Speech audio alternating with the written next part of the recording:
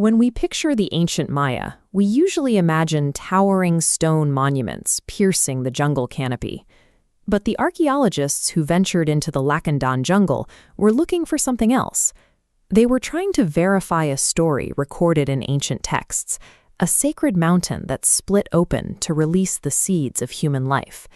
Finding it required pushing deep into uncharted territory, hacking through dense, claustrophobic vines where sunlight barely reaches the forest floor. Locating this specific peak provided a physical anchor for the mythological record.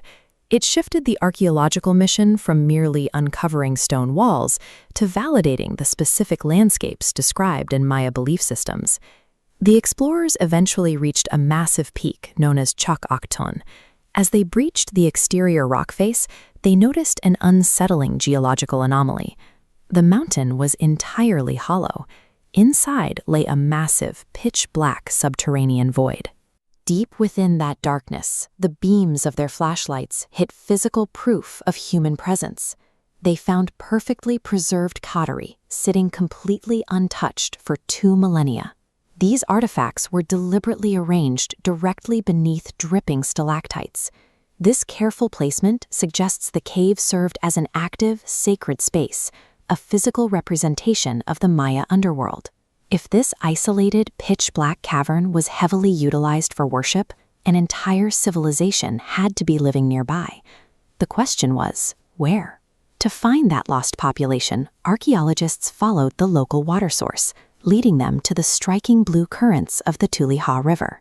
Diving into the deep flooded pools along the riverbed, researchers uncovered a massive, unexpected surprise hiding beneath the surface. They found an entire stone quarry completely submerged in the water. The site was filled with massive blocks, deliberately carved and shaped by human hands. Extracting that volume of solid rock requires serious engineering and a coordinated labor force. A sprawling, organized society had to be hiding close by, actively reshaping the earth. Just beyond the riverbanks sits a wide plateau, completely choked by impossibly thick vegetation that hides the ground from view.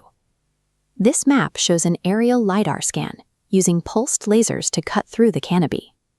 It unveils No Ku, an expansive settlement dating back over 2,000 years. The topography reveals a highly planned grid, featuring extensive stone platforms, central plazas, and elevated ceremonial mounds. These people built a deliberately organized society, intentionally weaving their architecture into the natural terrain. As researchers analyzed the spatial data across the plateau, they noticed a massive, deliberate pattern. The entire urban layout points in a single direction. Every major structure in No Ku is oriented to face the sacred, hollow mountain of Chak-Akton. This diagram demonstrates the astronomical geometry of the site. During vital seasonal and ritual dates, the sun aligns perfectly with the city's central axis and sets directly behind the peak of the mountain.